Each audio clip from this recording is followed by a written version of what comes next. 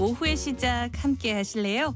안녕하세요. 이번 주까지 세상의 모든 정보 진행을 맡은 아나운서 정지원입니다. 정부가 최근 상속세 개편 방안을 발표했습니다. 1950년 상속세법 도입 이후 75년 동안 유지해온 유산세 시스템을 유산 취득세로 바꾸겠다는 구상인데요. 쉽게 말해 상속인들이 각자 물려받은 유산만큼만 상속세를 내도록 하겠다는 겁니다. 정부는 글로벌 스탠다드에 맞추는 것이라는 입장이지만 야권에서는 부자 감세가 될 수도 있다는 지적도 나오는데요. 어떤 내용인지 잠시 뒤 경제 포커스 코너에서 자세히 살펴보겠습니다. 청취자 여러분들의 책장을 채워드리는 시간이죠. 이다혜의 북마크. 오늘은 우리가 주목해봐야 할 신간 소개해드릴 예정이니까요. 궁금한 분들 계속 함께해 주시죠. 저희 방송은 KBS 1라디오 유튜브 채널을 통해서도 실시간으로 시청과 참여하실 수 있고요. 많은 관심 부탁드리면서 KBS 세상의 모든 정보 월요일 지금 시작합니다.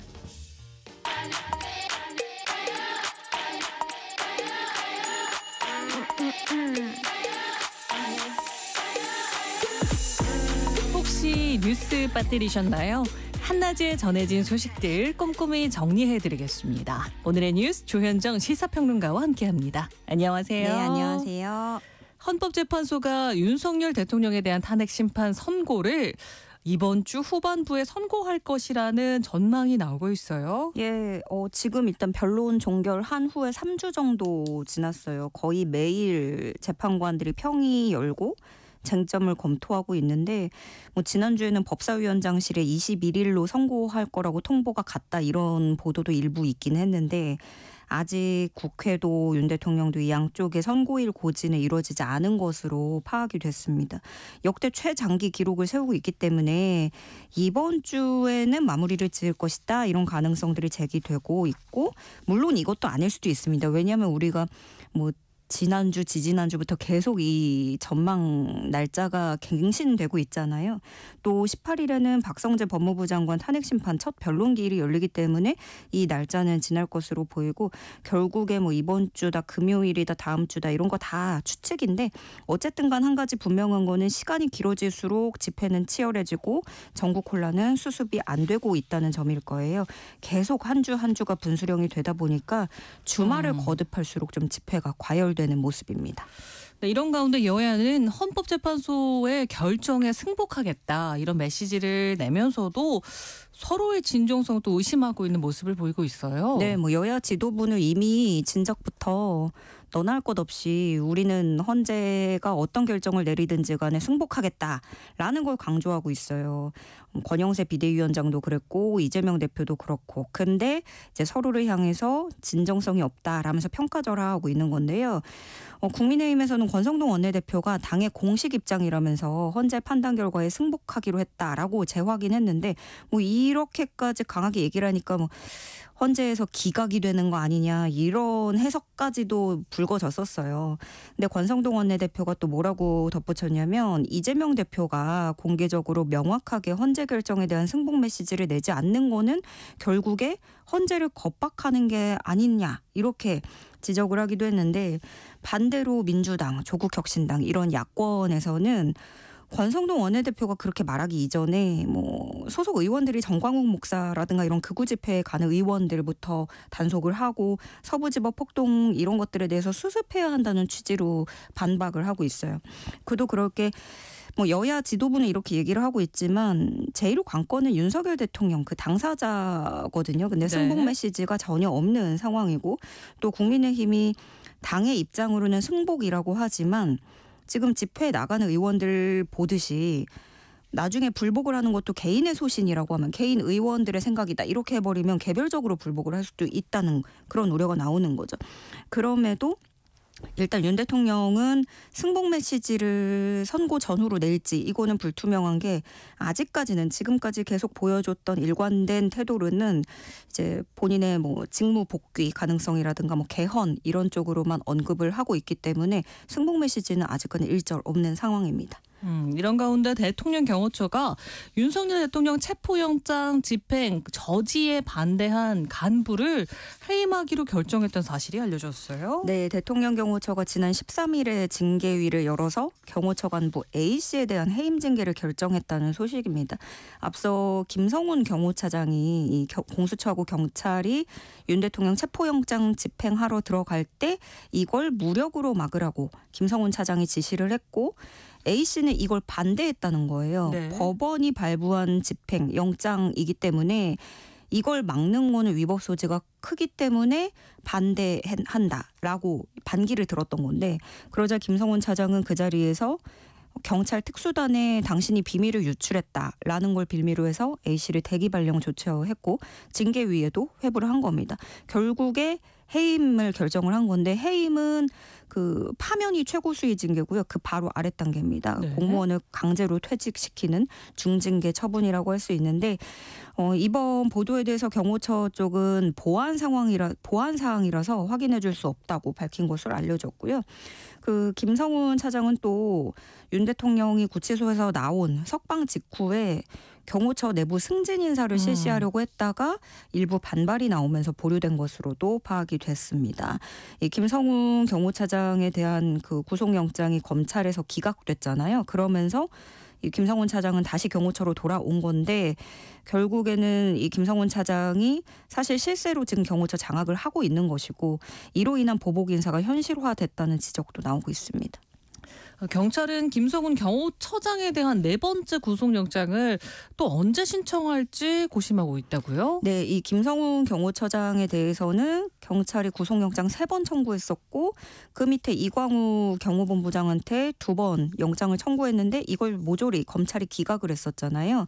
그래서 서울고검의 영장심의위원회가 이제 심의를 하고 논의를 해봤더니 구속영장을 청구하는 게 타당하다 이렇게 결론을 내렸습니다. 그래서 경찰의 영장 신청이 탄력을 받았고 그러면 네 번째 신청을 할 것이다 이렇게 가닥이 잡혔는데 그 사이에 윤 대통령이 석방됐죠. 그런 변수가 있었고 조만간 또 탄핵심판 선고 결과가 나올 수도 있어서 좀 경찰로서는 시기를 두고 저울질하는 것으로 보여집니다.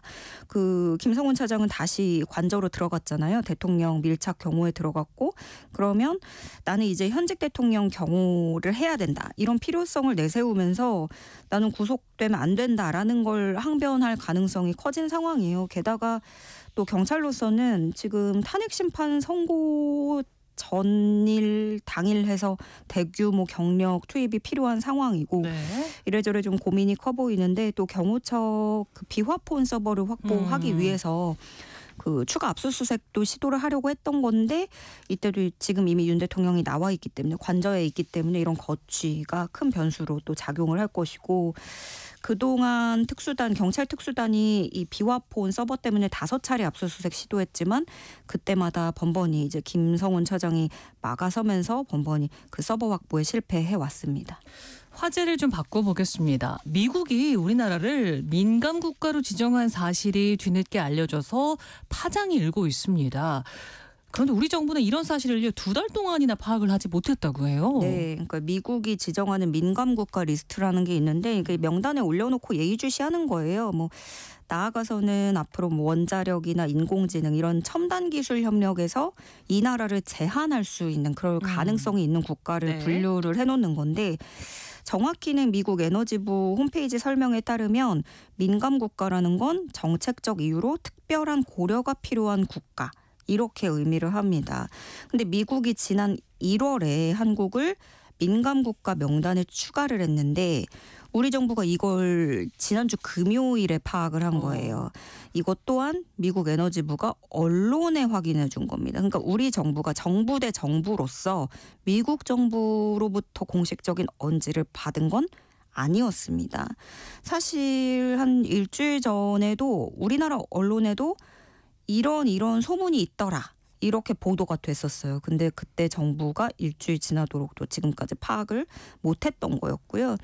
그리고 또 뭐 트럼프 행정부가 들어서면서 여러 가지 변수가 있다고는 하지만 사실 민간 국가를 지정한 게 지난 1월이니까 이때가 바이든 행정부 시절입니다. 그것도 더 큰 충격을 주고 있는데 왜냐하면 바이든 행정부는 자신의 그런 정부의 어떤 성과로서 한미 관계 격상이라는 것도 성과물로 내세웠던 정부였거든요.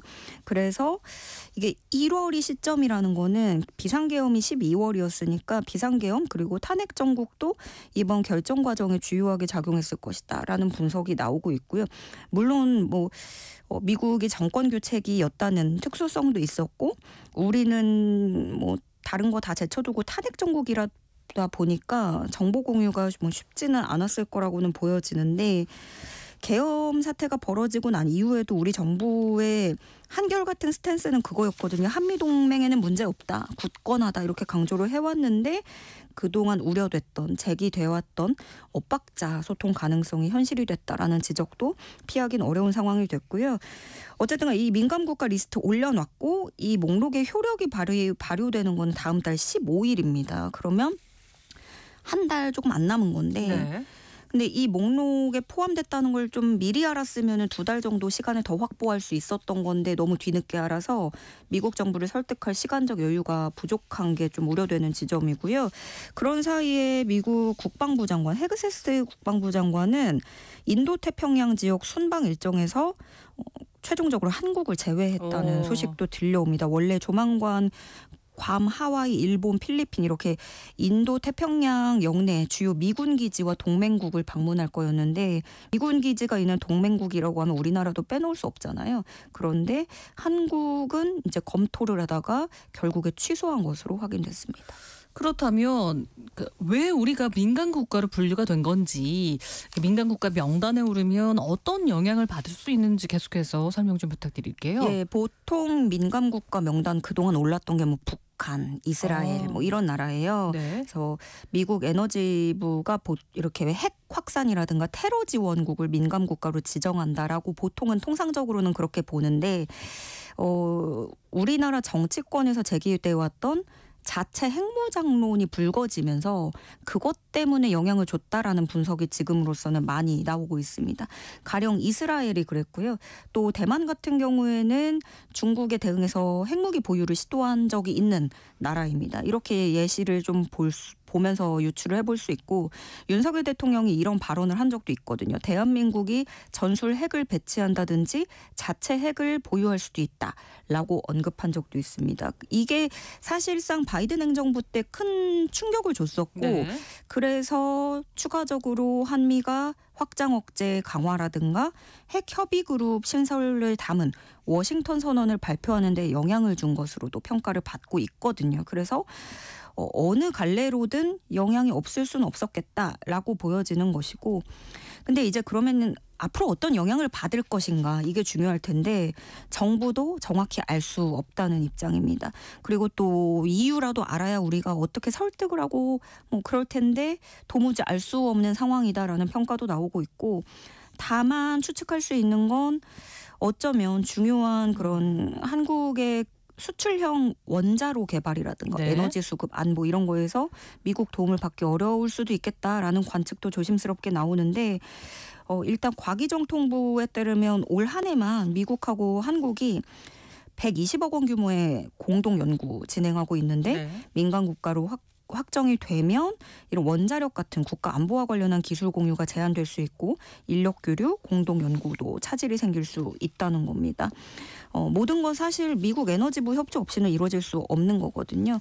일단 안덕근 산업부 장관이 이번 주 미국을 다시 찾아가서 미국 측과 협의하는 방안을 추진 중인데 원래 민간 국가 확인되기 이전부터 관세 조치, 알래스카 개발에 대해서 논의하려고 방미를 추진하다가 이렇게 되면서 이 한국을 민간 국가에서 다시 빼달라는 그런 것들을 검토하는 요청을 전달할 것으로 알려졌습니다.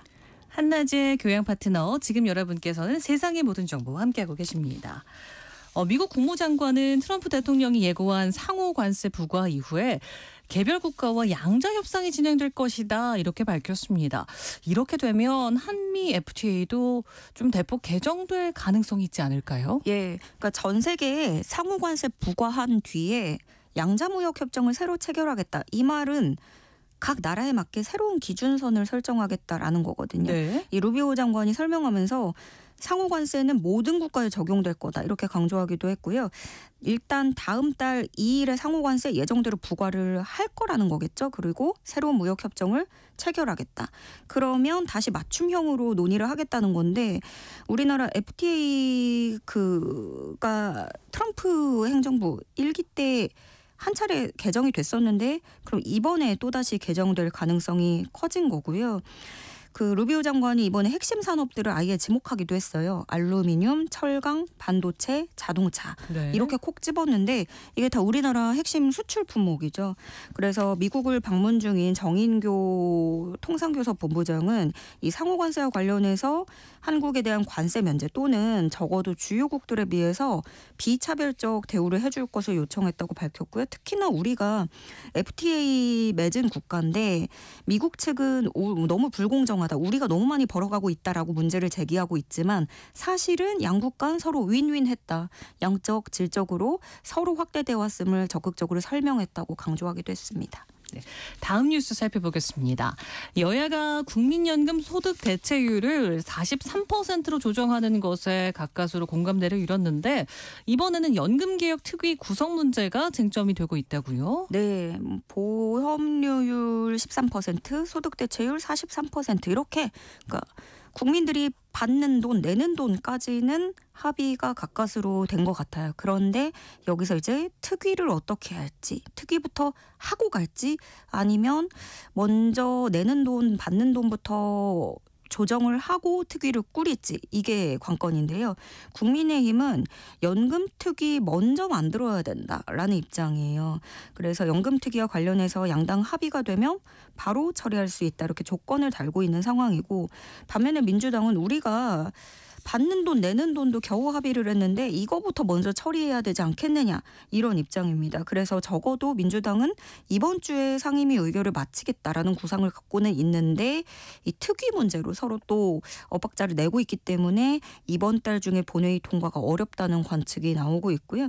그런가 하면 정부 입장도 나왔는데 여야 합의를 존중한다라고 하면서도 자동조정장치 도입 필요성을 재차 강조하고 있습니다.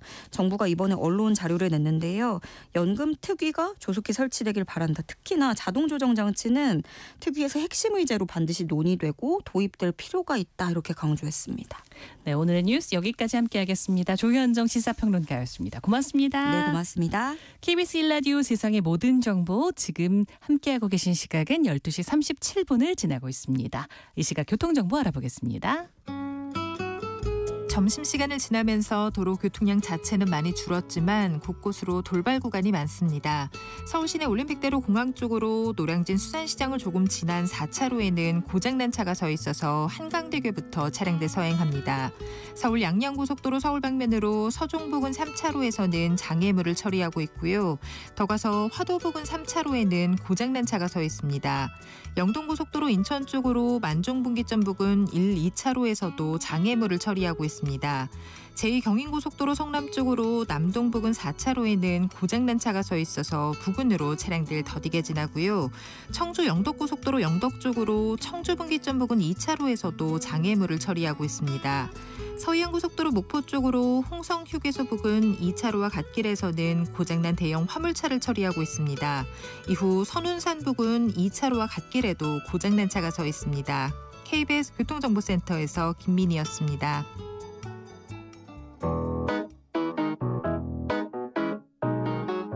세상의 모든 정보는 청취자분들의 관심과 참여를 기다립니다. 방송 들으시면서 궁금한 점이 있거나 의견 공유하고 싶은 분들 계시면 문자 보내주세요. 추첨을 통해 모바일 쿠폰 보내드리겠습니다. 참여하실 번호는 샵 9730이고요. 짧은 문자 50원, 긴 문자 100원의 이용료가 부과됩니다. 콩 게시판을 통해서는 무료로 참여하실 수 있고요. KBS 1라디오 유튜브 채널을 통해서도 실시간으로 시청 참여하실 수 있습니다. 정부가 상속세 대수술에 나섭니다. 지난 1950년 우리 법전에 상속세가 처음 이름을 올린 이후 75년 만에 첫 시도인데요. 단순히 공제 한도나 세율을 개편하는 차원이 아니라 보다 근본적인 방식으로 과세 방식을 바꾼다고 합니다. 당장 이번 주에 입법 예고에 들어간다고 하는데요. 월요일 경제 포커스 KBS 김준범 기자와 자세히 살펴보겠습니다. 김 기자님 안녕하세요. 네, 안녕하세요. 네, 요즘 부쩍 상속세 개편 이슈가 뉴스에 자주 나오는 것 같은데요. 네. 일단 상속세가 1년에 어느 정도 거치기에 자꾸 이렇게 입방아에 오르는 걸까요? 그러니까 작년부터 올해까지 어떤 이 세금 분야에서 가장 핫한 주제, 네. 가장 뜨거운 주제가 상속세거든요. 근데 상속세라는 세금을 좀 요모조모 들여다보면 이게 과연 이렇게까지 뜨거울 필요가 있나라는 생각이 들어요. 왜냐하면 일단 상속세를 우리나라에서 몇 명이나 낼 것 같으세요, 1년에? 굉장히 소수만 내는 세금이 아닐까 지금 싶은데요. 상속세가 엄청나게 많이 늘었습니다. 왜냐하면은 상속세의 기준은 그대로 있는데 재산은 계속 올라오니까 특히 이제 서울의 아파트값이 워낙 비싸졌으니까 서울 아파트 웬만한 아파트 한 채만 있는 분이 돌아가셔도 상속세를 낼 정도로 상속세의 저변이 엄청 넓어졌어요. 자, 그러면 뭐 수십만 명이 내느냐? 상속세는 가장 최근 통계가 2023년 재작년인데 19,900명이 됐습니다. 그러니까 2만 명 정도가 냈는데 네. 우리나라 전체 인구로 비율을 치면은 0.04%. 근데 이제 뭐 상속세라는 건 사망을 해야 내는 세금이니까 한 해 사망자와 비교하면은 한 6% 정도가 내는 세금이에요.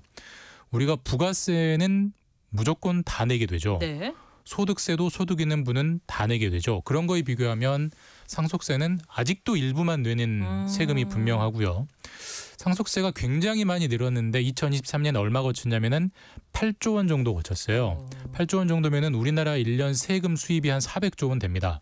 대략 한 2% 정도. 그러니까 돌아가신 분의 6% 정도. 그다음에 전체 세수에 차지하는 게 2% 정도. 물론 뭐 중요한 제도니까 손을 대야 되지만 전체 큰 판에서는 굉장히 작은 조각이에요.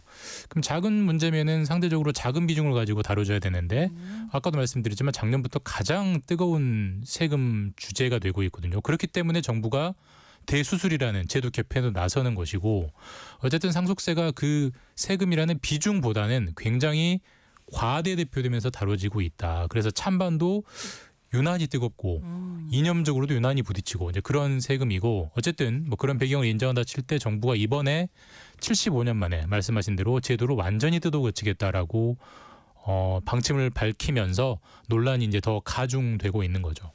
네, 그래서일까요? 말씀해 주신 대로 상속세 개편 뉴스를 개인적으로 저도 살펴봤는데 복잡하고 네. 여러 가지 논의들이 섞여 있어서 좀 굉장히 여러 이해관계라고 해야 될까요? 그러니까 논의 자체도 한 갈래가 아닌 것 같더라고요. 맞습니다. 복잡한 이유가 기본적으로 세금이 복잡한 측면도 있습니다만 갈래가 여러 갈래예요. 네. 크게 이제 두 개로 나누면은 비유적으로 표현하면은 상속세 리모델링 작업이 하나 있고요. 네. 상속세 재건축 작업이 하나 있는 거예요. 어허. 리모델링은 우리 다 아시지만 아파트 뼈대는 남겨놓고 그쵸? 내부를 좀 바꾸는 거. 상대적으로 좀 덜 고치는 거고 재건축은 다 밀어버리고 뼈대부터 새로 세우는 거잖아요. 네. 그러니까 이 두 가지가 지금 동시에 진행되고 있습니다. 자, 리모델링은 상속세 세율, 그러니까 지금은 최고 세율이 50%인데 네. 세율을 좀 낮추자.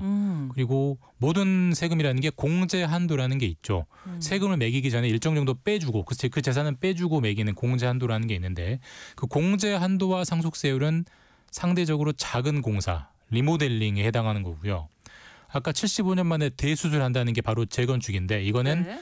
상속세를 매기는 방식 자체를 다 뜯어고치자. 이게 재건축인데 상대적으로 리모델링 작업은 많이 진척이 됐습니다. 네. 아까도 말씀드렸지만 리모델링은 공제 한도와 상속세율이 이제 크게 두 가지 쟁점인데 공제 한도 부분은 여야, 그러니까 국민의힘과 민주당이 거의 이견이 좁혀졌어요. 그리고 세율 부분은 뭐 아직 이견이 좁혀지지 않았습니다만 어쨌든 이 공제 한도와 세율 부분은 상대적으로 논의가 작년부터 많이 진행이 됐고 어느 정도는 이견이 좁혀져 있다. 근데 정말 완전히 뜯어고치는 재건축은 지난주에 정부가 이렇게 합시다라고 방침을 내놨기 때문에 이제 논의의 첫 술이 떠지는 건데 뉴스를 들으실 때 이게 막 섞여서 혼재돼서 진행이 되다 보니까 아니 뭐 여야끼리 다 합의했다면서 뭘 또 고치는 거야? 이런 이제 혼선이 오는 거예요. 근데 구분하면은 공제 한도와 세율 부분은 상대적으로 작은 공사고 논의가 꽤 돼 있다. 근데 과세 방식, 세금을 매기는 방식 자체를 바꾸는 재건축은 이제 논의의 시작이다. 그리고 두 가지가 따로따로 동시에 진행되다 보니까 헷갈린다. 이렇게 보시면 됩니다. 네, 저는 김준범 기자님이 KBS 경제 관련해서 설명을 가장 잘 쉽게 해주시는 것 같아요. 저는 정말 좀 알고 싶었는데 어려워서 그 뉴스 기사 제목만 읽고 넘어갔던 네. 내용들인데 논의가 많이 진행된 공제 한도부터 짚어보면 좋을 것 같아요. 그러니까 지금보다 높이는 쪽으로 거의 합의가 된 거죠. 예, 지금 뭐 큰 틀에서는 지금은 어떻게 돼 있냐면 제도가 상속 재산이 10억 원까지는 세금을 안 냅니다. 네. 그러니까 아버지가 돌아가셨을 때 아버지가 물려주는 재산이 10억 원까지는 세금이 전혀 안 남아요. 그 10억을 넘기 시작하면 이제 세금이 나오는 건데 그래서 공제 한도가 지금 10억 원인데 아까도 말씀드렸지만 요즘은 서울 아파트값이 워낙 비싸기 때문에 아파트 한 채가 10억 원 넘는 경우가 많거든요. 네. 그래서 아니 서울에 아파트 한 채 있었는데 상속세 내라는 게 말이 되느냐 이런 불만이 많이 제기됐고 여야가 다 수긍을 하면서 이 10억 원을 올리기로 했습니다. 네. 민주당은 18억 원까지 올리자. 국민의힘은 20억 원까지 올리자. 그러니까 18억 원 미만이거나 20억 원 미만이면 상속세를 안 낼 수 있게 고치자는 건데 뭐 18억 원이나 20억 원이나 큰 차이가 아니잖아요. 그리고 거의 좁혀져 있습니다. 그래서 18억 원으로 합의가 되든 뭐 20억 원으로 합의가 되든 네. 뭐 중간에서 19억 원 합의가 되든 어쨌든 이건 거의 합의가 됐고 이 부분만 따로 떼서 상속세를 바꾸면 당장 이번 달에도 바꿀 수 있을 것 같아요. 다만 하나 더 있는 게 리모델링의 과제 하나 더가 상속세율인데 지금은 상속세율이 구간별로 올라갑니다마는 상속 재산이 30억 원이 넘으면 최고 세율이 50%예요. 거의 절반을 내야 되는데 국민의힘은 50% 너무 과하다. 한 40이나 30으로 낮추자. 민주당은 그 부분은 초부자이기 때문에 그 부분은 건드리면 안 된다. 그래서 세율 부분은 이견이 아주 큽니다. 그래서 공제 한도 부분은 상대적으로 많이 이견이 좁혀져 있고 세율은 여전히 평행선인 상태인데 그래서 공제 한도 부분만 그러니까 여야가 교집합인 부분만 따로 떼서 처리하자라고 하면 말씀드렸듯이 당장 이번 달에도 처리할 수 있는 거고요. 세율과 공제 한도를 묶어서 처리해야 돼. 이렇게 가버리면은 세율 부분이 전혀 이견이 안 좁혀지기 때문에 이거는 사실 뭐 하세월 논의만 진전되고 언제 입법될지 현재 알 수 없는 그런 약간은 불투명한 상황에 와 있는 그런 상황입니다. 그래서 세율은 일단 지금처럼 유지를 하기로 한 건가요? 아니 세율은 이견이 좁혀지지 않았기 때문에 입법이 개정이 안 될 거고 개정이 안 되면 결국 지금대로 가는 거죠. 그러니까 국민의힘은 낮추자는 건데 야당이 민주당은 절대 못 낮춘다. 완전히 평행선이기 때문에. 그런 상황이군요. 그리고 정부가 지난주에 국회 논의보다 훨씬 근본적인 개편안을 발표했던 것 같은데요. 예. 유산세를 유산 취득세로 바꾼다. 여기서부터 설명을 좀 더 부탁드립니다. 이제 이게 상속세 완전 재건축 다 밀어버리고 새로 짓는 건데 그러니까 지금까지는 유산세 방식이었어요. 근데 앞으로는 유산 취득세 방식으로 바꾸자는 겁니다. 근데 유산세든 유산 취득세든 다 생소한 용어인데 예를 들면서 제가 설명을 한번 드려볼게요. 어떤 네 가족이 있습니다. 네. 아빠, 엄마, 두 자녀가 있는데 이제 아빠가 돌아가셨어요. 근데 아빠가 남긴 재산이 있을 거고 네. 그다음에 아빠의 빚도 있을 거 아니겠습니까? 그럼 재산과 빚을 더하고 빼기 해서 최종적으로 남은 상속 순재산 그게 이제 상속 재산을 확정하는 거죠. 그게 한 20억 원이 나왔어요. 네. 그래서 유족인 엄마와 두 자녀 그래서 엄마가 10억 원을 상속받고 두 자녀가 5억 원씩 이제 그렇게 상속을 했다. 이거 굉장히 일반적인 경우인데 그렇게 했다라고 가정을 할 때 지금은 상속세를 어떻게 매기냐면은 상속 재산 그러니까 더하기 그 재산과 빚을 빼서 20억 원이라는 재산이 나왔잖아요. 네. 그 20억 원의 통째로 상속세를 매깁니다. 그리고 거기서 세금을 몇 억을 떼고 그 남은 거를 엄마와 두 자녀가 나눠 갖는 방식이에요. 네. 그게 지금 방식인데 근데 그걸 그렇게 하지 말고 20억 원이라는 재산을 먼저 나누자. 자, 엄마 10억 원, 아들 5억 원, 딸 5억 원 나눈 다음에 엄마가 받은 10억 원에 대해서 세금을 따로 매기고 두 자녀가 받은 5억 원에 대해서 세금을 따로따로 매기자. 그러니까 먼저 세금을 떼고 나누는 게 지금 방식이라면 선 세금 후 분할 먼저 나누고 나중에 개인별로 세금을 매기자라는 게 앞으로 바꾸자는 선 분할 후 세금이에요. 이제 그게 유산 취득세라는 방식이고 그렇게 되면은 상대적으로 먼저 쪼갠 다음에 세금이 매겨지기 때문에 기본적으로 세금이 매겨지는 이 재산 자체가 줄어들잖아요. 네. 식구들끼리 나누니까 그러니까 기본적으로 지금보다는 상속세가 줄어드는 쪽으로 갈 확률이 높아지는 과세 방식이죠. 그게 바로 유산 취득세입니다. 뭔가 더 형평성에 맞다라는 뜻일 것 같기도 한데요. 외국 사례들을 보면 어떤가요? 그러니까 이제 상속세라는 제도 자체가 없는 나라도 있는데 상속세라는 제도가 있는 나라만 추려서 보면은 네. 지금 우리나라가 하는 것처럼 먼저 통째인 상태에서 세금을 매기는 유산세 방식과 다 유족별로 나눈 다음에 따로따로 세금을 매기는 유산 취득세 방식을 비교하면 압도적으로 유산 취득세 방식이 많습니다. 네. 우리나라처럼 유산세 방식을 하는 경우는 한국, 미국 등에서 4나라밖에 안 되고요. OECD에서 한 20개 나라는 유산 취득세 방식을 하고 있어요. 그러니까 글로벌 스탠다드, 국제 표준은 유산 취득세 방식이 더 표준입니다. 그러니까 지금 우리가 표준이 아닌 걸 하고 있는 거예요. 그러니까 다른 나라가 하는 것처럼 표준대로 따라가자는 유산 취득세 방식으로 바꾸자는 정부의 발표가 설득력이 있습니다. 왜냐하면 남들이 많이 하는 것처럼 하는 게 기본적으로 순리니까. 그리고 우리가 또 한 가지 유산 취득세가 왜 더 설득력이 있냐면은 우리가 똑같은 재산을 돌아가실 때 받으면 상속이잖아요. 근데 살아있을 때 부모에게 받으면 증여예요. 네. 근데 증여 같은 경우는 기본적으로 받는 사람을 기준으로 그러니까 큰아들이 5억 원 받았으면 5억 원에 대해서 세금을 매기고 네. 작은아들이 3억 원 받았으면 3억 원에 세금을 매겨요. 그러니까 이미 가족끼리 나눠놓고 세금을 매겨요. 근데 똑같은 부모가 자식에게 주는 방식인 상속은 아까도 말씀드렸지만 지금은 나누기 전에 아빠의 재산이 얼마냐 그 통째로 세금을 네. 매긴단 말이에요. 그러니까 결국은 살아계실 때 받느냐 돌아가실 때 받느냐의 차이만 있을 뿐 결국 부모가 자식에게 주는 재산을 주는 행위는 똑같은데 세금을 매기는 방식 자체가 다르니까 뭔가 좀 불일치하다 이런 논의가 있어서 상속과 증여를 좀 일치시키는 측면에서도 그렇고 그다음에 국제 표준 글로벌 스탠다드를 따라가는 측면에서도 그렇고 유산 취득세 방식으로 바꾸는 게 더 표준에 가까운데 지금 방식 그 유산세 방식을 1950년부터 우리가 75년 동안 해온 거예요. 이걸 75년 만에 바꾸자는 거니까 이걸 만약에 바꾸게 되면 모든 걸 다 뜯어 고쳐야 되기 때문에 정부는 지금 법을 바꾼다고 해도 실제로 과세는 2028년 그러니까 3년 정도의 준비 시간이 필요하다라고 정부 스스로 밝힐 정도로 굉장히 큰 대개편 작업인 건 분명합니다. 그러면 실질적인 개인한테는 구체적으로 좀 상속세가 얼마나 줄어들게 될까요? 저희가 한번 아무래도 이제 세금은 전문가들 의견이 중요하니까 이제 세무사들의 모임이 한국세무사회에 의뢰를 해가지고 한번 계산을 직접 해봤어요. 네. 그래서 가장 상속이 많이 이루어지는 게 한 20억 원 정도거든요. 그래서 20억 원 정도의 재산을 배우자 1명 그리고 자녀 2명인 3명이 상속을 한다라고 가정을 했을 때 가정을 했을 때 다시 말씀드리면 네. 상속 재산은 20억 원이고요. 근데 배우자 유족의 숫자에 따라서 계산이 좀 달라지니까 배우자 1명, 자녀 1명일 때는 지금 방식으로는 20억 원 정도를 상속을 하면은 상속세가 5천만 원이 나옵니다. 네. 근데 이거를 유산 취득세 방식으로 바꿔도 똑같이 5천만 원이에요. 그러니까 자녀가 1명일 자녀가 1명일 때는 차이가 없습니다. 근데 배우자가 1명, 자녀가 2명일 때는 지금 똑같이 상속재산 20억 원 정도를 상속을 하면은 상속세가 1억 3천만 원 정도가 나오는데 네. 그거를 유산 취득세로 바꾸면 1,400만 원이 나와요.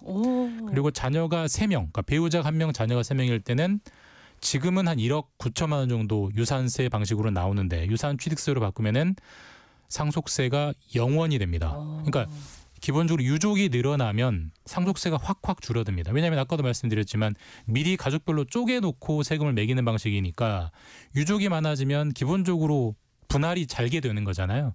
그럼 물려받는 재산이 작아지니까 아무래도 세금이 적게 되거나 아예 없게 되는 거죠. 그러니까 기본적으로 유산 취득세는 가족 수가 많을수록 그러니까 먼저 배우자는 다 1명이니까 자녀 수가 많을수록 상속세가 팍팍팍 줄어드는 그런 효과가 있는 그런 개편 방향입니다.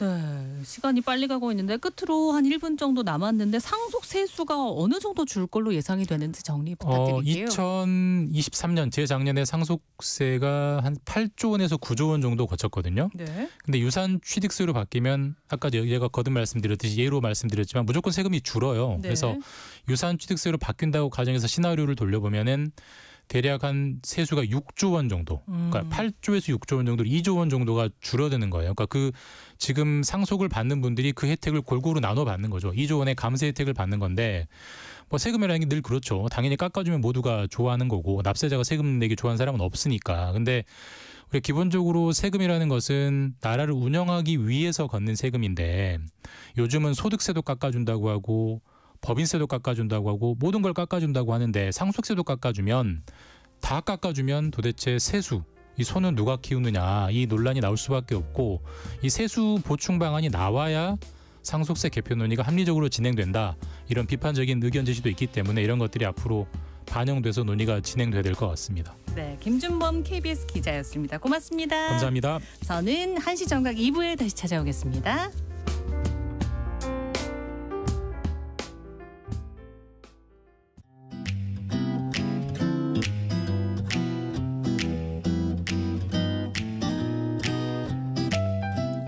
안녕하세요.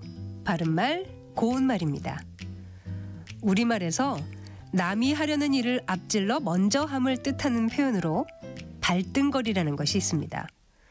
예를 들어 그는 남이 어떤 일을 도모하면 잽싸게 발등거리하여 마치 처음부터 제가 생각해낸 일인 양 생색을 낸다와 같이 말할 수 있습니다. 그런데 이 표현이 운동과 관련된 뜻으로 사용되면 전혀 다른 것을 가리키게 됩니다. 씨름에서 발 뒤꿈치로 상대편의 발등을 밟으며 넘기는 기술을 가리키기도 하고, 체조에서 철봉이나 그네 따위의 틀에 두 손으로 매달렸다가 두 발등을 걸치면서 두 손을 놓고 거꾸로 매달리는 기술을 뜻하기도 합니다. 또 다른 예로 낚시거리라는 말이 있습니다. 이것은 조그마한 것을 미끼로 삼아 먼저 주고 나중에 남에게서 많은 이익을 얻어내려고 꾀하는 짓을 뜻하는데요. 씨름 용어로 사용되면 상대편의 다리 사이에 자기의 다리를 넣어 걸어 당겨서 상대편을 넘어뜨리는 기술을 의미하게 됩니다.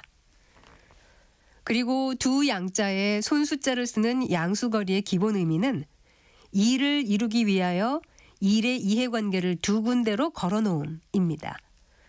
그런데 바둑이나 장기 같은 것에서는 한 수로 상대편의 말 가운데 둘을 겨냥해 최소한 어느 하나를 잡을 수 있는 수를 뜻하게 됩니다. 지금까지 바른말 고운말 아나운서 국혜정이었습니다.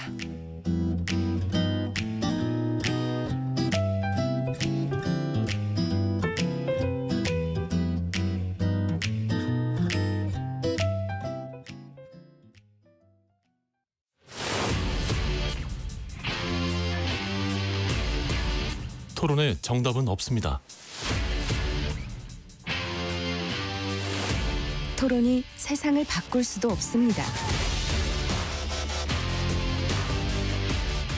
하지만 질문은 새로운 세상을 만들 수 있습니다. 질문으로 올바른 세상을 만드는 첫걸음.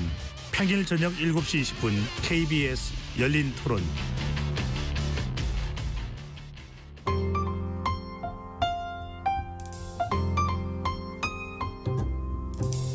어떤 하루 보내고 계신가요? 눈코 뜰 새 없이 바쁘게 지나가는 한 주. 월요일부터 금요일, 매일 밤 10시부터 12시까지는 오롯이 당신만을 위한 시간입니다. 당신을 위한 지식 쉼터. 오늘 밤 일라디오.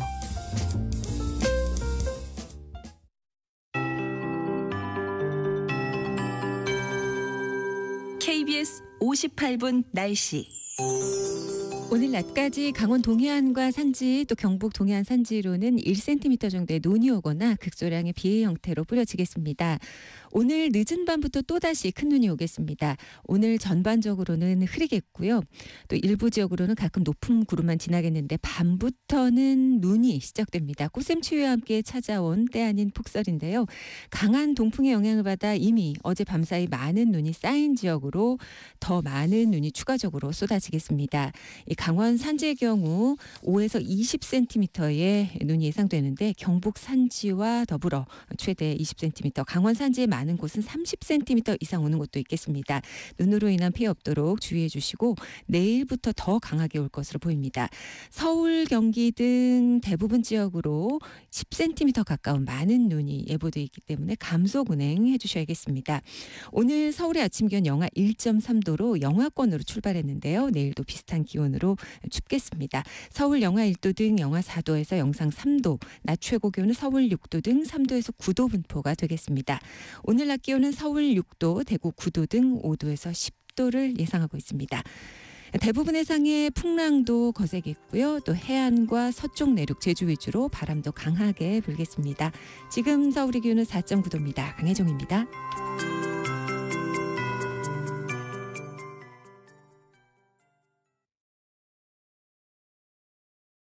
정성을 다하는 국민의 방송 KBS가 1시를 알려드립니다.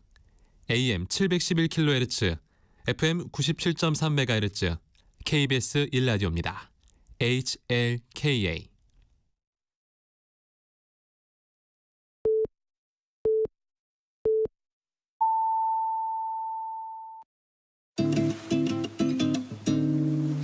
나른한 오후를 책임질 영양 만점 지식 비타민. 세상의 모든 정보.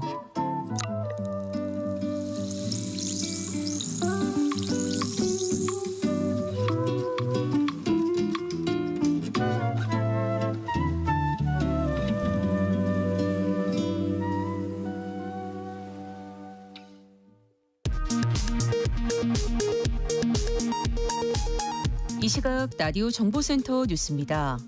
미국 에너지부가 한국을 민감 국가로 지정한 사실이 뒤늦게 알려진 가운데 최상목 대통령 권한대행이 한미협력에 영향이 없도록 정부 입장을 미국에 적극 설명해야 한다고 밝혔습니다. 안덕근 산업통상자원부 장관이 이번 주 미국을 방문해 에너지부 장관과 직접 협의할 예정입니다. 경찰 국가수사본부는 오늘 서울 서부지법 폭력 난입 사태와 관련해 모두 140명을 수사하고 있다고 밝혔습니다. 이 가운데 92명을 구속했고 남은 40여 명에 대한 수사도 계속 이어나가고 있다고 덧붙였습니다.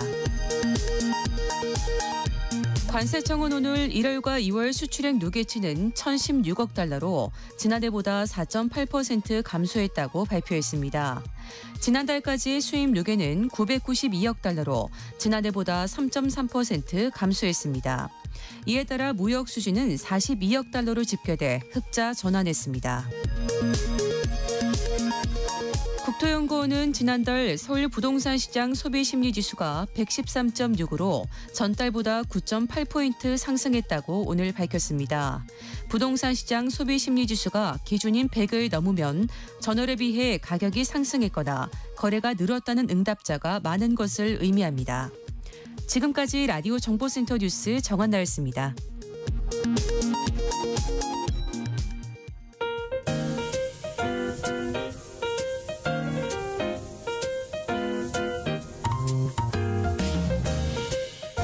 정신없이 바쁜 하루, 지금 우리 주변에서 벌어지고 있는 사건, 사고 소식들 한숨 돌리며 살펴보시죠. 하프타임 뉴스 임선 뉴스캐스터와 함께합니다. 안녕하세요. 안녕하세요. 날씨가 주말 사이에 급변했어요. 네, 요즘 날씨 어제 다르고 오늘 다르고 참 요상하죠. 포근한 봄이 왔나 싶더니 느닷없이 다시 겨울 추위가 찾아왔습니다. 오늘 아침 출근길 꽃샘추위가 기승을 부렸는데요. 서울의 경우 찬바람에 체감온도가 영하 4도 안팎까지 떨어지기도 했는데 지난주만 해도 무척 포근했던 터라 기온 변화가 더욱 극심하게 느껴집니다. 낮 기온은 서울 6도, 광주 8도까지 오르겠지만 종일 이어지는 강풍에 날씨는 다소 쌀쌀하게 느껴지겠고요. 이번 주 중반까지 전국 대부분 지역의 아침 기온이 영하로 떨어지는 강추위가 이어진다고 합니다. 그런가 하면 영동 지역에는 어제부터 폭설이 쏟아지기도 했는데 강원 산간에는 하루 사이 40cm가 넘게 쏟아지기도 했고요. 현재는 대설주의보가 모두 해제된 가운데 점차 눈이 그쳐가고 있습니다. 하지만 늦은 밤부터 수도권과 충남 지역부터 눈비 구름이 들어와 밤사이 전국으로 확대되겠습니다. 강원 산지에는 최고 30cm 이상, 경북 북동 산지에 5에서 20cm 안팎의 눈이 내리겠는데요. 특히 강원 산지에는 시간당 3에서 5cm 안팎, 서울 등 수도권에도 최고 10cm 대설이 예보돼 때 아닌 봄 폭설 대비 단단히 하셔야겠습니다. 네, 다음 뉴스입니다. 최근 한 서울 아파트에서 국공립 어린이집 설치를 두고 입주민들 사이에서 반대 목소리가 나왔다는 소식인데요. 어쩌다가 국공립 어린이집이 혐오 시설 취급을 받고 있는 걸까요? 네, 맞벌이 부모를 눈물짓게 한 저출생 시대 민낯이 고스란히 드러난 사연인데요. 사건은 지난해 10월 종로의 한 아파트 입주자 대표회의에 구청이 보낸 공문 하나가 도착하면서 시작됐습니다. 교회가 운영하던 인근 민간 어린이집이 폐원 예정이니 아파트 단지 내부로 이전하도록 도와달라는 내용이었는데요. 이전부터 시킨 뒤 이후 국공립 전환 절차를 밟겠다 덧붙였습니다. 입주자 대표회의는 내부 회의를 거쳐 입주자 투표를 통해 결정하기로 했는데 순조로울 줄 알았던 주민투표가 느닷없이 제동이 걸렸다고 합니다. 일부 주민들이 공유 공간을 국공립 어린이집에 무상 임대하면 입주자 재산권이 침해당한다는 논리를 펼치면서인데요. 분란을 피하기 위해 투표를 미루고 12월 한 달간 3차례 공청회를 열었는데 그야말로 난장판이었습니다. 네. 일부 극렬한 반대 주민들이 비난을 퍼부었다고 하는데요. 재산으로 계급을 나누기도 하면서 찬성에 손을 든 주민들에게 거지냐, 돈이 없어 국공립 어린이집을 여기에 가져오느냐 몰아세우기도 했고요. 원색적인 욕설까지 오갔다고 하네요. 당시 자리에 있던 한 워킹맘 입주자는 가장 충격적인 말은 국공립 어린이집에 차상위 계층 아이들이 들어올 수 있으니 우선 입소권이 있는지 확인해달라 했다라고 말하기도 했습니다. 갈등에 휘말린 건 주민들뿐만이 아니었습니다. 아파트 관리 직원들이나 저출생 대응 업무를 하는 공무원들도 온갖 갑질에 시달렸다고 하는데요. 아이고. 일부 반대 주민들은 아파트 관리업체 임원과 가진 면담에서 관리사무소장이 입대 위에 한몸이니 교체해달라며 요구를 들어주지 않으면 관리업체의 재계약에 문제가 생길 것이다 라는 취지의 요구를 하기도 했고요. 구청의 어린이집 담당 공무원들도 표적이 됐는데 민원을 넣어 팀장이 승진 욕심에 무리하게 추진하는 것이 의심되니 감사해달라라고 요구하기도 했다고 합니다. 이 아파트가 전쟁터처럼 변해버린 사이 폐원을 미루던 교회 측도 두 손을 들고 문을 닫았고요. 거처를 잃은 어린아이들은 다른 어린이집으로 뿔뿔이 흩어졌다고 합니다. 이번 사태로 최근 다른 아파트로 이사를 한 주민은 일부 주민들이 조성한 공포 분위기 탓에 안전을 위해서라도 떠나야겠다는 생각이 들었다 말하기도 했는데요. 잡음은 계속되고 있지만 주민들은 국공립 어린이집 설립을 계속 추진하겠다는 입장인데 지난 5개월여간 벌어진 일이 합계 출산율 0.75명의 우리 사회 민낯을 고스란히 보여주는 것 같습니다. 네. 다음 뉴스입니다. 최근 교도관을 사칭한 금전 사기가 전국에서 기승을 부리고 있다고요? 네, 교도소에서 납품을 요청하는 것처럼 접근한 뒤 방검복 대리구매를 요청하면서 입금을 유도하는 건데요. 실제 사례들을 살펴보면 경북 경주의 한 실내 공사 업체는 최근 교도소 직원이라며 건축자재를 납품해달라는 의뢰를 받았다고 합니다. 그런데 얼마 뒤 또 다른 요청이 들어왔고 방검복 납품업체가 자신들에게 바가지를 씌우고 있다며 도소매 업자 자격으로 대신 사달라는 것이었는데요. 거래 과정에서 교도소 명의의 공문까지 받은 상황이라 의심할 여지도 없었고 업체 대표는 교도소 직원이 방검복 납품업체라고 소개한 곳에 대금 1,700만 원을 입금했다고 합니다. 하지만 그 이후 교도소 직원이란 인물도 방검복 업체라는 곳도 동시에 연락이 끊겼고요. 뒤늦게 교도소에 연락해봤지만 애초에 없는 직원이었다고 합니다. 이런 피해를 입은 건 이곳뿐만이 아닙니다. 경남 창원의 한 기계 판매업체도 똑같은 수법으로 1,200만 원을 날렸는데요. 이런 교정기관 사칭은 KBS가 확인한 것만 최근 전국에서 20건이 넘습니다. 현재 경찰은 계좌 추적을 통해 용의자들을 쫓고 있고요. 법무부 교정본부는 사전에 업체와 협의 없이 공문을 보내 납품이나 금전을 요구하지 않는다며 주의를 당부했습니다. 네, 또 요즘 대기업들이 직원을 뽑을 때요. 이른바 컬처핏을 중요하게 여긴다고 합니다. 어르신들은 영어여서 이해하기도 어려울 것 같은데 컬처핏이 뭘까요? 네, 조직 문화와 잘 맞는지 보기 위한 일종의 테스트라고 하는데요.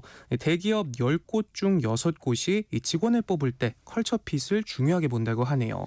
컬처핏은 개인의 가치관과 행동 방식이 조직 문화와 잘 맞는지를 평가하는 개념인데 젊은 세대의 경우 조직 문화가 자신과 맞지 않으면 곧장 퇴사하거나 적극적으로 일하지 않고 최소한의 업무만 하는 경향을 보인다고 합니다. 네이버 같은 경우 신입사원을 뽑을 때 기업 문화 적합도 검사라는 단계가 있는데 나와 의견이 다른 사람과 대화하는 것이 즐거운가, 원리 원칙에 맞게 일하는 것은 중요한가 같은 문항들에 답해야 하고요. CJ그룹도 비슷한 취지로 계열사가 신입사원을 뽑을 때 CJ 컬처핏 테스트라는 단계를 거칩니다. 이 컬처핏을 통해서 신규 직원의 조직 문화 적응 속도를 끌어올리고 조직 내 갈등을 줄여 이직률을 낮추면 기업의 생산성을 높일 수 있다는데요. 기업들은 지원자가 일을 얼마나 잘할지를 따지는 직무 수행 능력도 중요하게 보지만 팀워크에 문제가 없을지 장기 근속할지 등을 판단하는 자태 중 하나로 컬처핏도 점점 더 중요하게 평가하고 있습니다. 2024년 하반기 기업 채용 동향 조사에 따르면 기업 61%가 신입사원 등을 채용하는 과정에서 컬처핏을 확인한다고 밝혔고요. 컬처핏 도입 기업 중 약 80%가 실제로 신규 직원들의 조직 적응 속도가 증가했다고 답하기도 했습니다. 네, 튼튼한 주거 안전망의 지원을 위해 서울시가 청년 안심 주택이란 제도를 운영하고 있습니다. 그런데 이 주택에 입주한 청년들이 세상에 보증금을 떼일 위기에 처했다고요?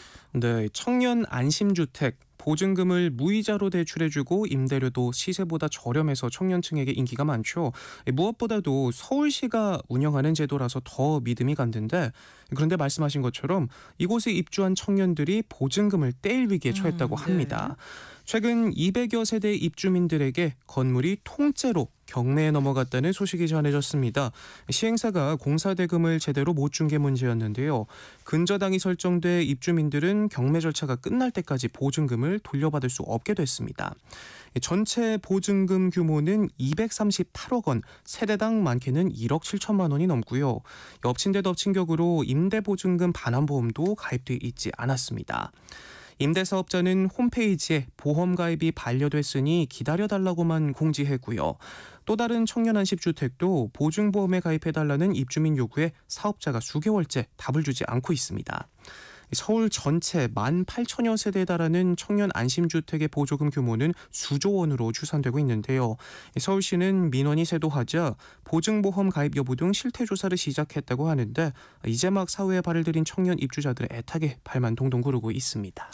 네, 그런가 하면 최근 대가를 받고도 이를 교묘하게 숨긴 채 제품을 홍보하는 이른바 뒷광고가 기승을 부리고 있어요. 네, 뒷광고 수법도 점점 더 교묘해지고 있는데요. 그러니까요. 공정위가 적발한 뒷광고 중 절반에 달하는 만여 건이 인스타그램에서 이루어졌다고 합니다. 몇몇 예시를 보면 밀키트로 요리한 음식 사진을 올리면서 단순 선물이라는 해시태그를 달았는데 알고 보니 업체가 제공한 제품으로 선물과는 거리가 먼 경우도 있고요. 또 다른 이용자는 의류 브랜드에서 협찬받은 옷을 입고 찍은 사진을 올렸지만 게시글에 광고 사실을 명확히 밝히지 않고 자신이 해당 브랜드의 앰베서더 홍보대사라고만 써놨습니다. 이마저도 더보기를 눌러야 볼 수 있는 곳에 감춰뒀고요. 공정위에 따르면 인스타그램 뒷광고 중에는 이렇게 더보기란이나 댓글창 등 한 번에 볼 수 없는 곳에 광고 사실을 감춰두는 경우가 가장 많았다고 합니다. 인스타그램 다음으로는 네이버 블로그 뒷광고가 가장 많았는데요. 작거나 흐린 글씨로 광고 사실을 표시한 게시물이 많았고 유튜브 같은 경우에는 아예 경제적 이해관계가 있다는 사실을 알리지도 않습니다. 특히 최근 숏폼에서도 이 뒷광고가 급증하는 추세인데 릴스와 유튜브 쇼츠 등에서 3,600건이 넘게 적발됐고요. 불과 1년 새 6배 가까이 늘었다고 합니다. 이 뒷광고는 단가가 저렴해서 인플루언서뿐만 아니라 직장인이나 주부들이 올리는 경우도 많은데요. 10명 중 5명이 직장인이었고 2명은 주부로 조사됐고요. 전업 인플루언서 비중은 10%가 채 안 됐습니다. 게다가 최근에는 인플루언서 카드라는 것까지 등장해서 뒷광고가 점점 더 교묘해지고 있는데요. 인플루언서가 제품을 구매하면 결제 금액 일부를 캐시백해주는 카드로 마치 내 돈 내산인 것처럼 꾸며 제품을 광고하기 위한 수단으로 떠오르고 있다고 합니다. 네, 한국에서 중국산 콩으로 재배한 콩나물은 중국산으로 봐야 하는 걸까요? 아니면 국내산으로 봐야 하는 걸까요? 원산지 표기를 두고 법정 다툼까지 이어졌다고 합니다. 결과가 나왔다고요? 네, 원산지 표기를 놓고 벌어진 법정 다툼 결과는 이렇습니다. 전북 김제시에서 음식점을 운영하던 한 업주는 지난 2023년 11월부터 약 석 달간 중국산 콩을 원료로 한 콩나물 56kg을 손님상에 내놓으면서 국내산이라고 한 혐의로 재판에 넘겨졌는데요.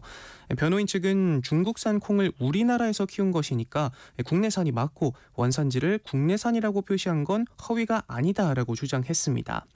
하지만 1심 재판부는 중국산 콩으로 한국에서 재배한 콩나물은 국내산이 아니다라고 판단했는데요.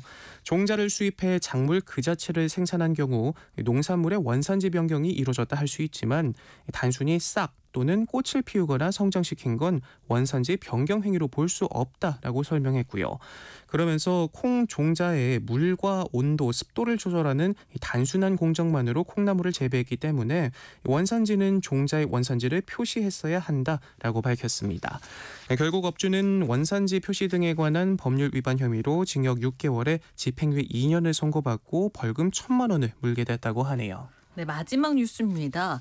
요즘 반려동물과 한국을 찾는 외국인 관광객들이 늘고 있다고요? 네, 반려동물 1,000만 가구 시대에 들어가면서 이제 외국인들까지 반려동물과 함께 한국을 즐겨 찾는다고 하는데요.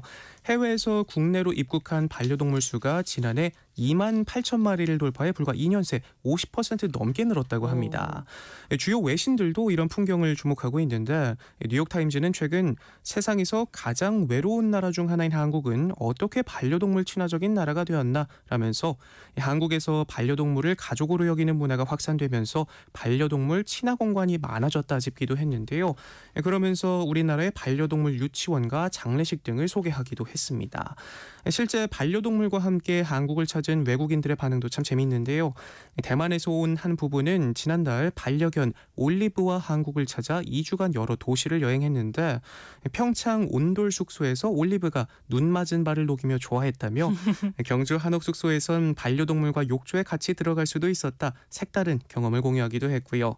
한국관광공사 관계자는 한국의 반려동물 동반이 가능한 식당과 호텔, 카페가 많다는 입소문이 국제적으로 확산되고 있다 설명하기도 했습니다. 월요일 오늘도 임선우 뉴스캐스터와 함께했습니다. 고맙습니다. 고맙습니다.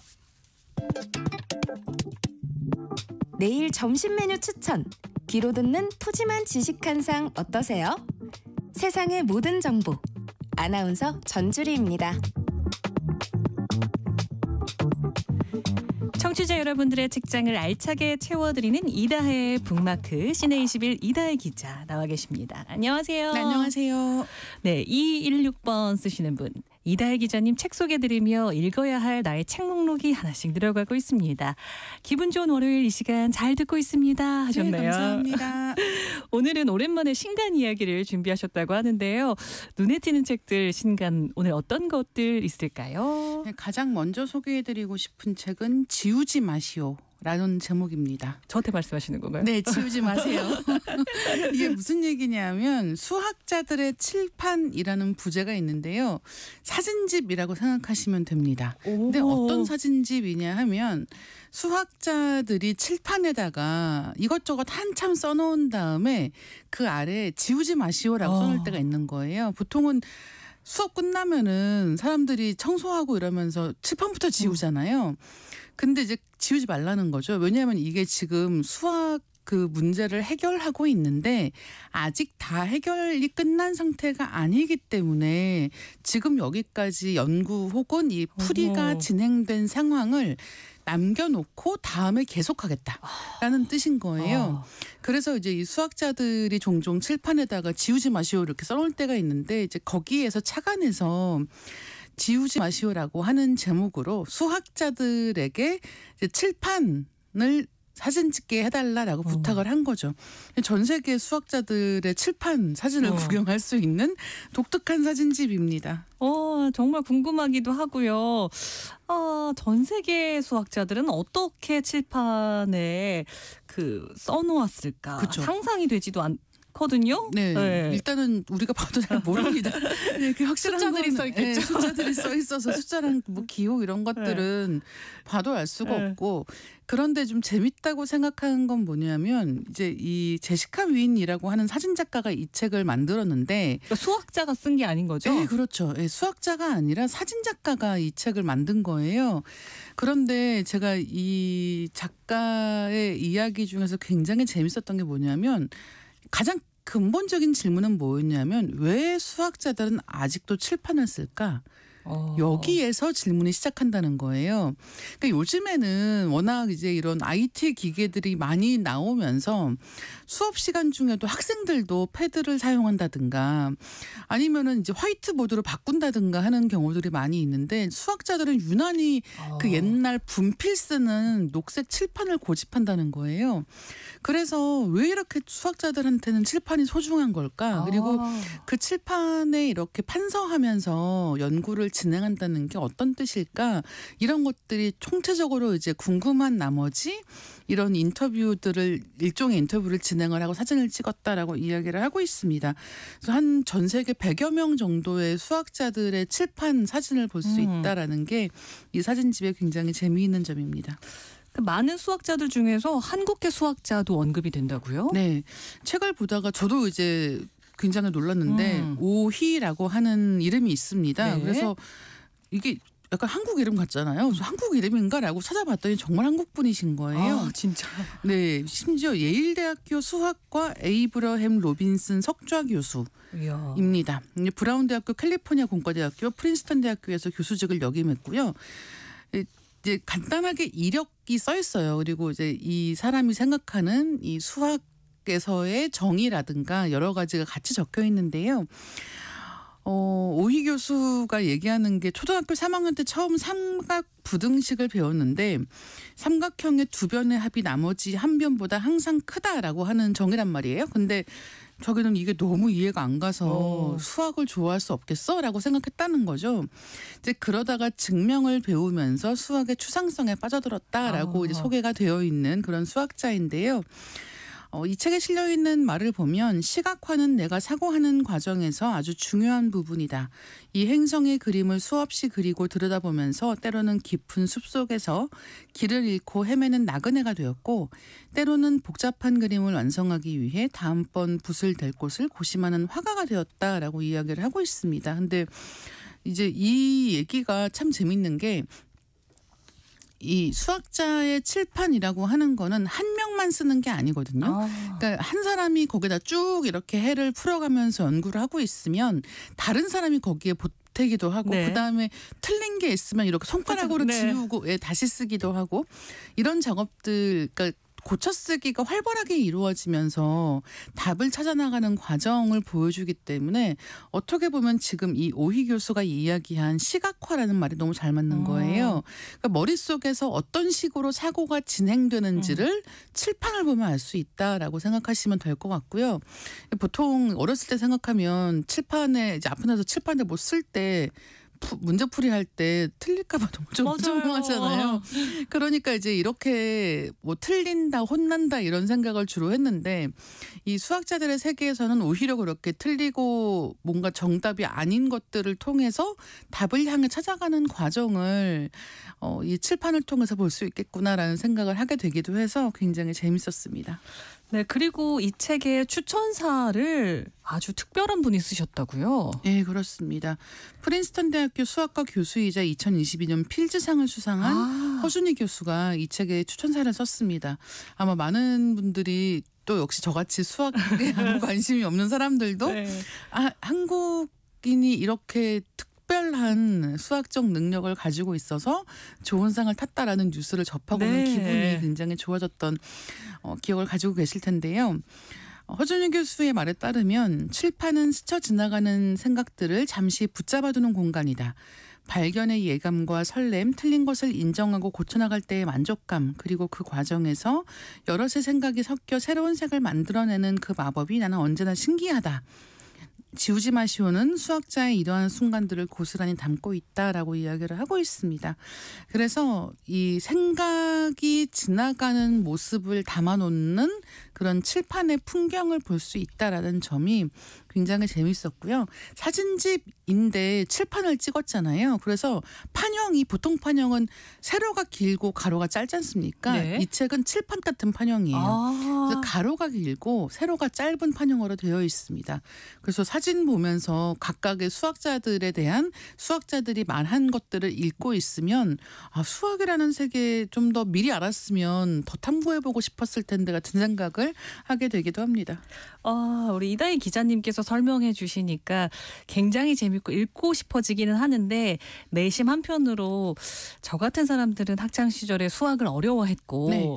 잘 못했거든요. 네네. 이런 사람들한테도 책이 좀 재미있을까요? 예, 일단 저도 수학을 못해서 남의 얘기 같지가 않고요. 괜한 걱정일까요? 수학을 잘해서 뭐 이 사진에 등장하는 수학 문제를 풀어보시오라는 책이 아닌 거예요.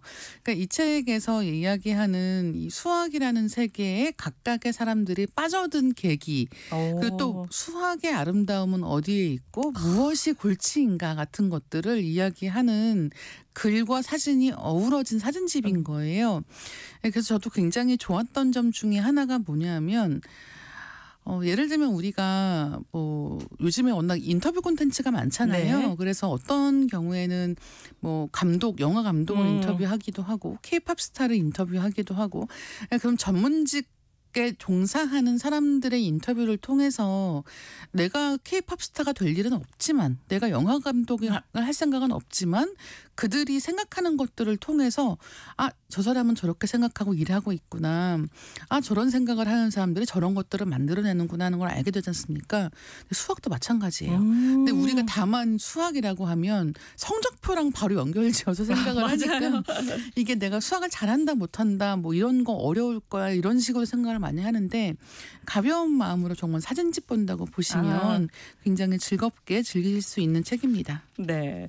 다음 책으로 넘어가기 전에 이 책 지우지 마세요에 대해서 더 하고 싶은 얘기 있으실까요?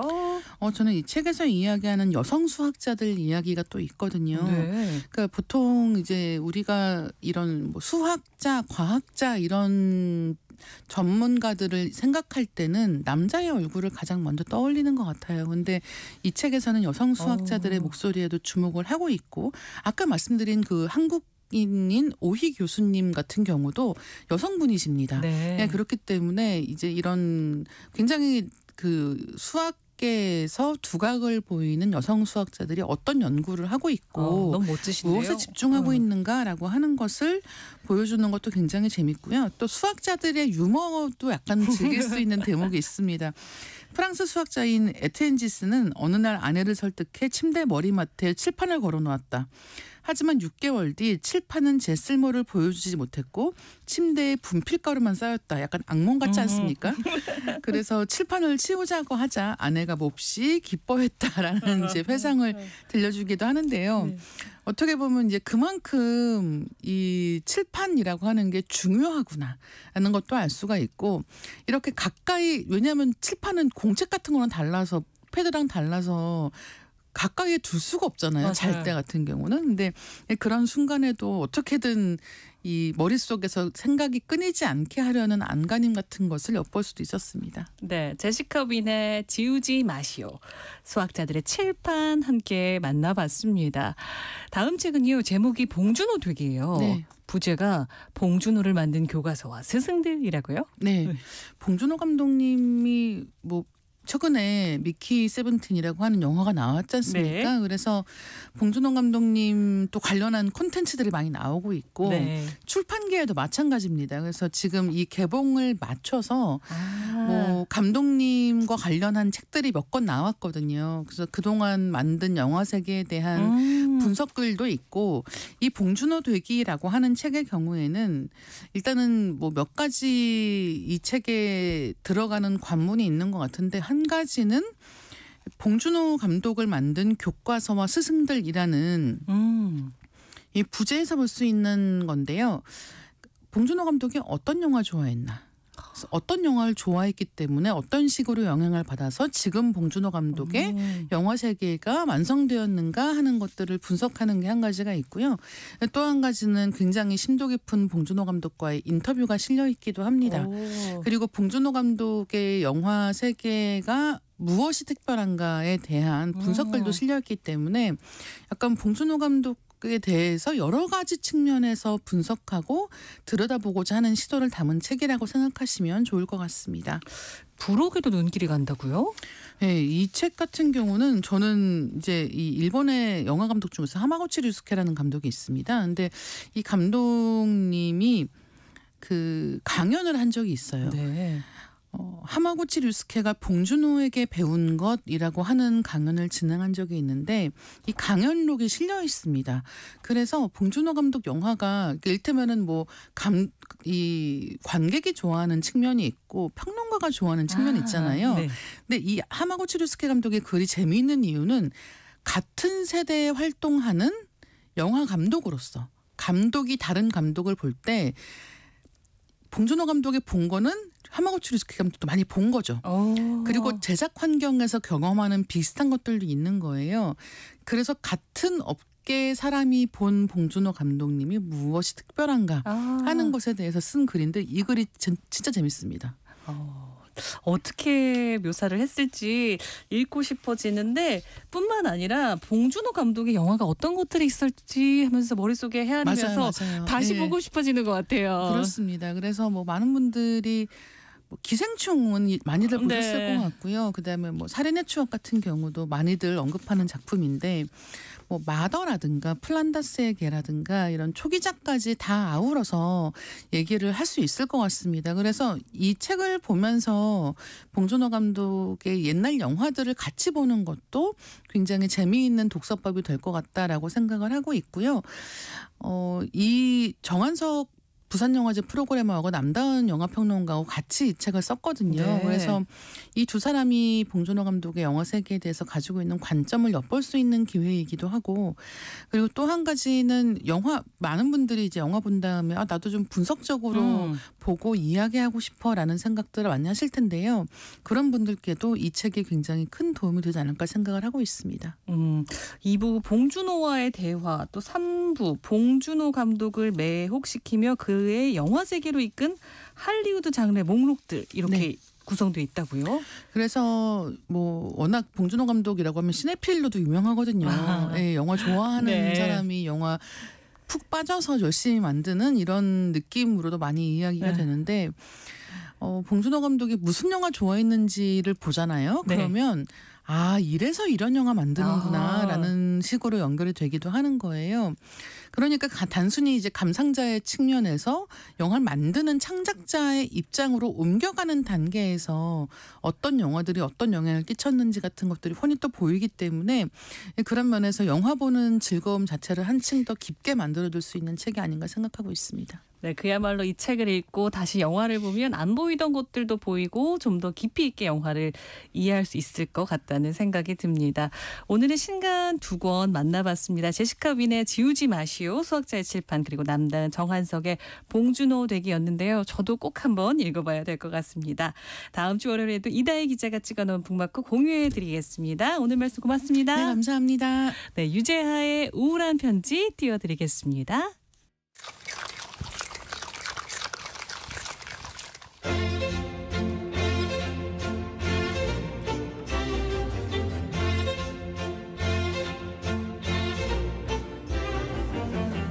점심 식사 하셨나요?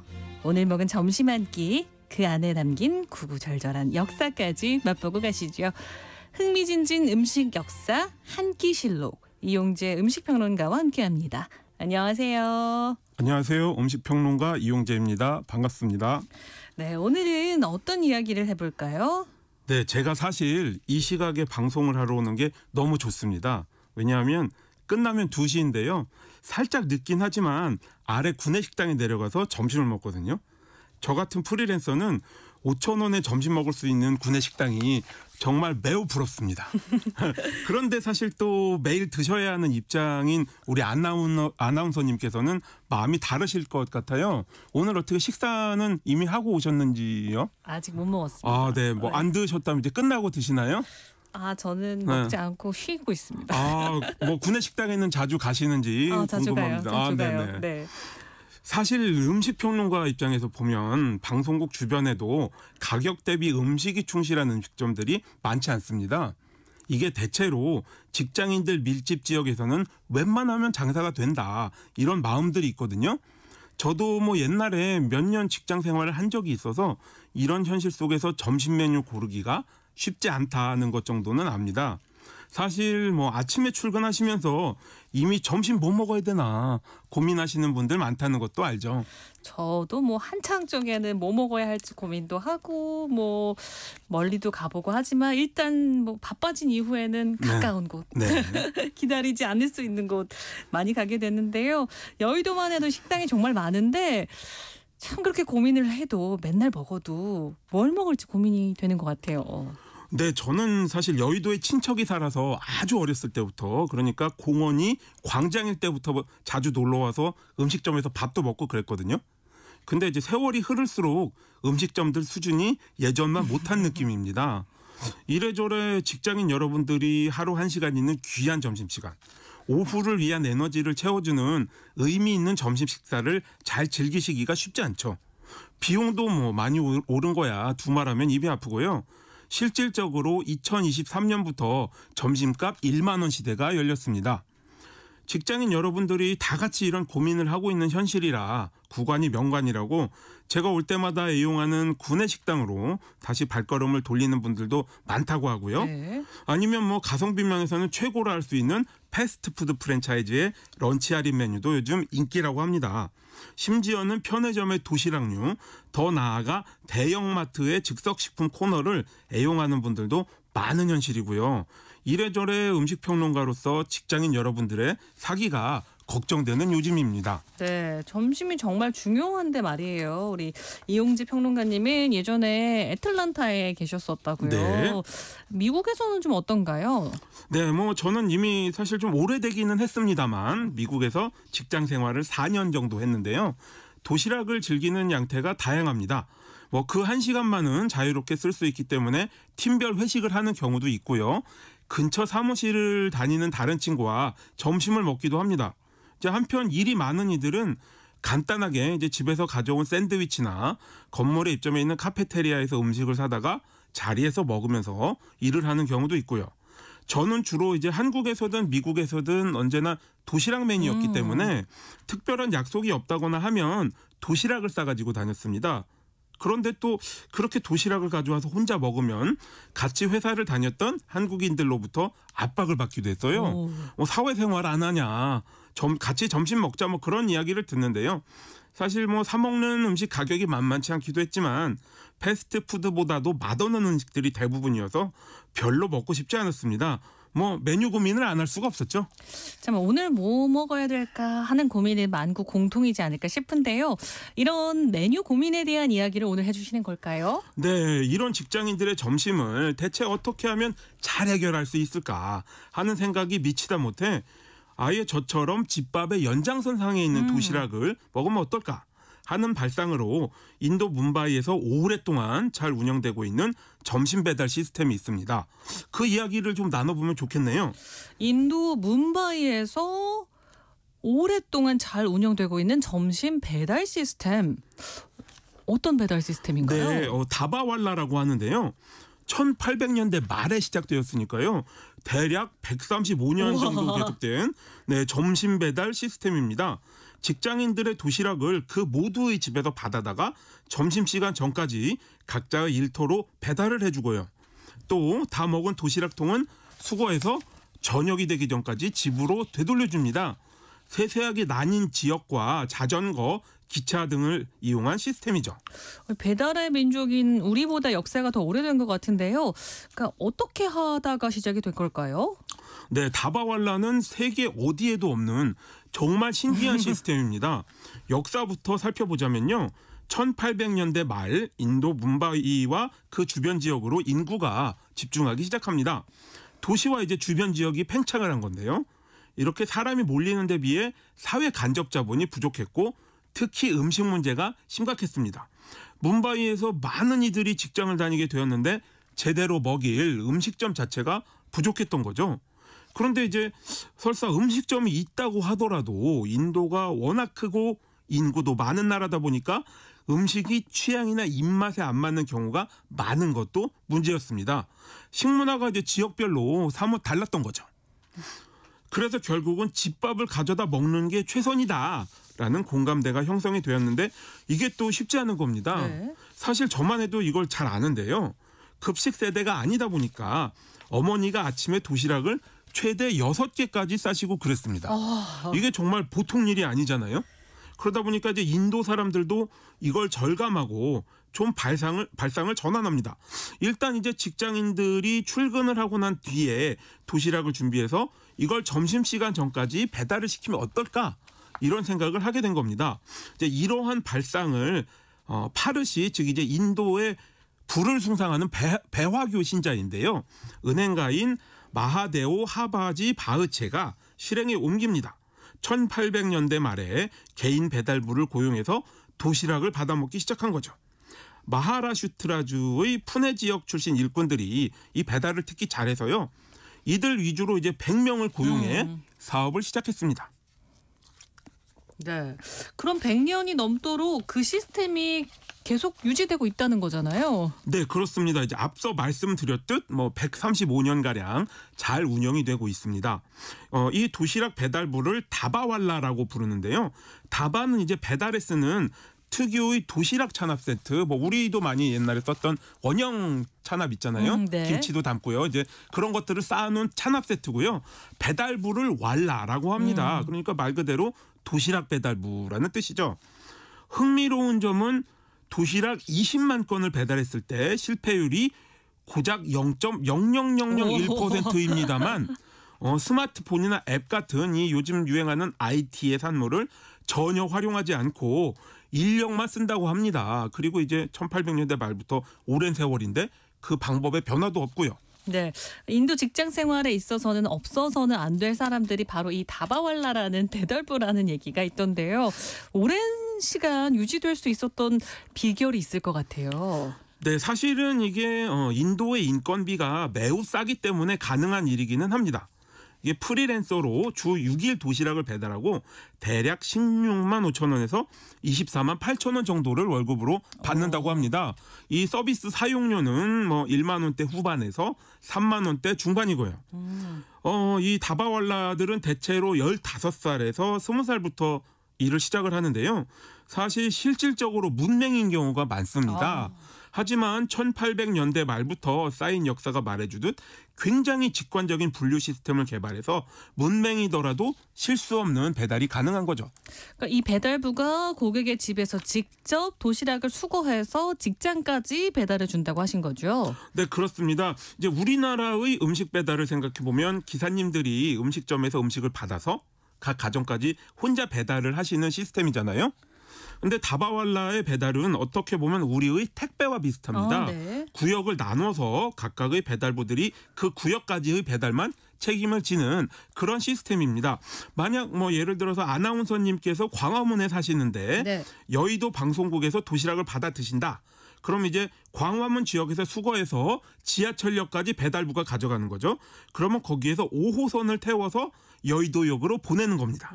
그럼 또 이제 여의도역에서 방송국까지 오는 도시락만 분류를 해서 또 여기까지 가져와서 각 주인의 사무실에 놓고 가는 배달부가 또 있는 거죠.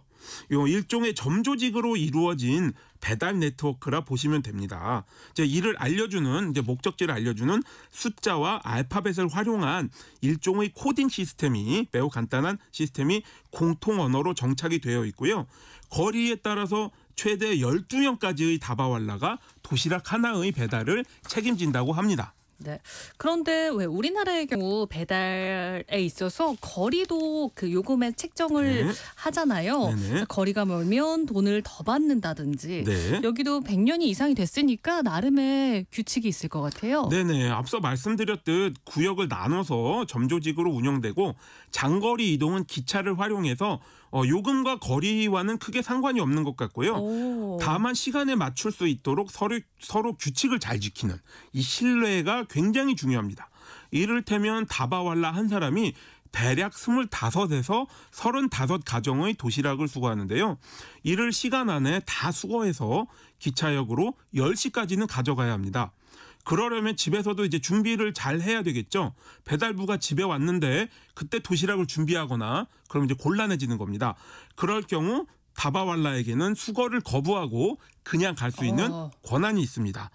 만약 도시락이 무겁다 그러면 이제 벌금을 내기도 하고요. 척척척척척 해서 지체되지 않는 그런 시스템이 되는 것 같은데요. 그러면 수거도 이런 시스템으로 이루어지는 건가요? 네, 이제 우리 흔히 분해는 조립의 역순이라는 말이 있는데요. 수거도 배달의 역순입니다. 도시락이 이제 대략 오후 12시 30분에서 1시에 배달이 되는데요. 다 먹은 도시락통은 배달 순서를 정확하게 역순으로 밟아서 저녁 6시까지 각 가정으로 돌아갑니다. 그래야 이제 또 다음 날 또 설거지도 하시고 또 다음 날을 준비할 수가 있겠죠. 그런데 우리 비가 오거나 날씨가 궂을 때는 배달이 늦어질 수도 있을 것 같은데 다바왈라는 어떻습니까? 네, 저도 궁금해서 뭄바이 강수량을 확인해 보니까 비가 많이 오는 것 같지는 않습니다. 근데 이제 다바왈라 시스템은 정말 기름을 잘 친 톱니바퀴처럼 맞물려서 거의 오차가 없이 돌아갑니다. 100여 년에 걸쳐서 이런 시스템을 이제 그것도 첨단 기술의 도움이 전혀 없이 일궈내서 다바왈라 시스템은 많은 연구의 대상이 되어 왔습니다. 페덱스나 DHL 같은 국제 물류 서비스는 물론이고요. 하버드 비즈니스 리뷰 같은 데서도 연구를 했죠. 물론 배달 600만 건당 한 건, 즉 99.9999%의 정확성은 조금 과장된 수치가 아니냐라는 이야기도 있기는 하지만요. 실수가 거의 없는 것만은 확실합니다. 아무래도 밥이라는 건 엄청 소중하니까요.